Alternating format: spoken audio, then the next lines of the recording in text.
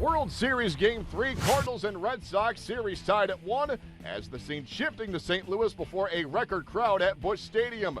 Before the game begins, Carlos Beltran receives the Roberto Clemente Award for his humanitarian efforts, well deserved.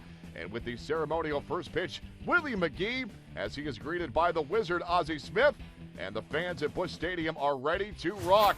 With the start for the home team in Game 3 is Joe Kelly, as he deals to Shane Victorino, top one, bases empty, one man away. Victorino sends it back to the mound, and Kelly, the nice barehanded pick to retire Victorino. Always a dangerous play with the bare hand, but Kelly gets the job done. His opposition Saturday night was Jake Peavy, as he deals to Matt Holliday in the home half of the first. Cards have a man at second, one man away as Holliday goes the other way into right field. It's a ribby single scoring Matt Carpenter. St. Louis strikes first as they lead 1-0, but they're not done there. Two batters later, it is two men aboard for Yadier Molina. He sends it past the diving Xander Bogaerts into left field. It brings home Holliday from second base as Daniel Nava's throw was cut off by Bogaerts, and a two-run first for St. Louis. They lead 2-0. Let's go back to Kelly as he goes back to work in the top of the second. With the bases empty and one man away, Kelly deals to Daniel Nava. He swings and he drills it up the middle. Oh, what a fantastic play by the Cardinal second baseman, the backhand ball on the outfield grass. He rights himself and throws him out. What an eye popper that was. KMOX with the call. What an effort by Matt Carpenter. Let's go to the bottom of the fourth. It is Peavy in another jam, first and second, nobody out, as Peavy deals to John Jay, who sends this one up the middle into center field, but Yadier Molina is given the red light at third base. Nonetheless, the Cardinals have the bases loaded and nobody out, but then Peavy bears down. Pete Cosmo looks at strike three for out number one. Then Peavy's counterpart, Joe Kelly, pops up to Dustin Pedroia. That's out number two. Next batter for the Cardinals is the dangerous Matt Carpenter, but Peavy also gets him to pop out. What a job done by Peavy as he escapes a bases-loaded, no-out mess. Peavy was done after those 4 innings as he was pinch hit for in the top of the fifth.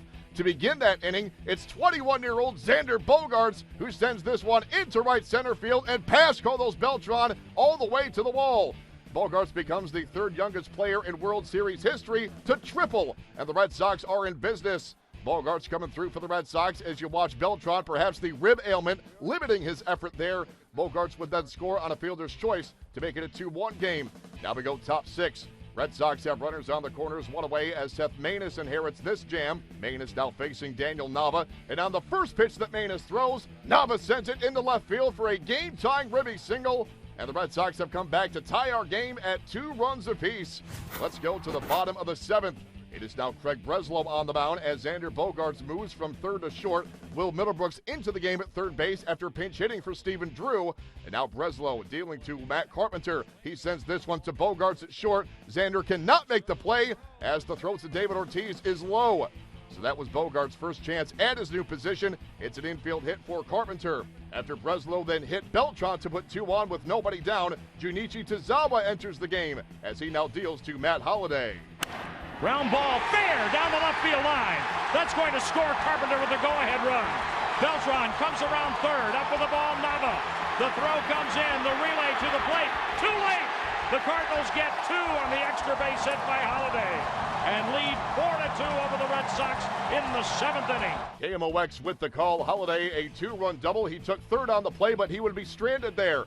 Now we go top 8. It is Colton Wong, the new second baseman for the Cards, on a double switch. Matt Carpenter moves from second to third. Trevor Rosenthal inherits a bases-loaded one-out jam as he deals to Nava, who sends it right to Wong. He goes to second for the force. The relay throw to first base, though, is late. Jacoby Ellsbury scores. It's a 1-run game at 4-3. That was Wong's first chance at second, but the Cardinals not quite able to turn 2. Next batter for the Red Sox is Xander Bogaerts, now with runners on the corners. Bogaerts chops it up the middle. It finds its way into shallow center for a game-tying ribby single. As Shane Victorino scores, we are even again at 4 runs apiece. Now we go top 9. Pitcher Brandon Workman batting for himself as the Red Sox did not double switch after the 8th.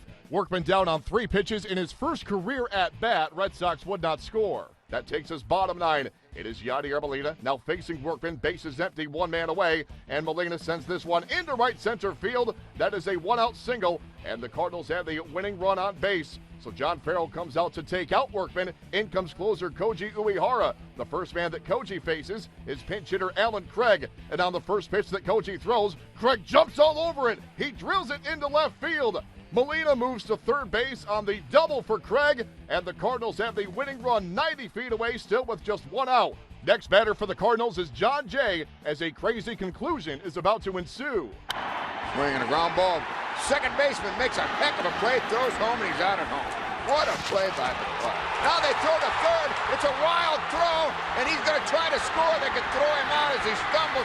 He's going to be out at the plate. Oh, they called him safe. Interference. They called interference. Interference down at third base with the third baseman, and the Cardinals win this one 5-4. KMOX with the call. John Farrell cannot believe the call of third base umpire Jim Joyce, who calls Red Sox third baseman Will Middlebrooks for obstruction. Joyce then awarding home plate to Alan Craig, as he was certainly banged up on this sequence, but he and his teammates feeling good after they win 5-4 on the walk-off obstruction call, the first postseason game in history to ever end in such fashion, and the first World Series game to end with an error since Game 6 of 1986. The Cardinals take a 2-1 lead in the World Series, as St. Louis is now 8-0 when scoring first this postseason. For much more on Game 3, let's send it out to Busch Stadium in St. Louis. Game 3 is often looked at as a swing game in a best-of-7 series, and boy, there were plenty of swings in this one. Pete McCarthy and Jack Morris breaking down the Cardinals' 5-4 Game 3 victory and a walk-off victory for St. Louis, but not like many we've seen before. Ultimately, an obstruction call allows Alan Craig to come in with the game-winning run. Craig and Will Middlebrooks got tangled up at third base. Jim Joyce made the call. Do you agree with it? I'm not so sure I do agree with it, but it doesn't matter because Jim Joyce overrules me and everybody else in this stadium tonight. They were all happy. The bottom line is I don't think Saltalamacchia should have thrown the ball to third base. That's going to be the one that everybody's going to really be critical of. Now, the other decision that was made, one by John Farrell, you have second and third, one out. Do you consider putting John Jay on base and then dealing with Pete Kozma with the bases loaded? John Farrell's going to take a little heat for that one, too. I'm sure there will be a lot of questions about why he didn't load the bases. That way you have a force out at any base. But, you know, I think he was hoping that Uehara could strike out the hitter at the time, John Jay, and it didn't work out that way. A wild ninth inning as the Cardinals able to emerge victorious, and it was a wild game before that.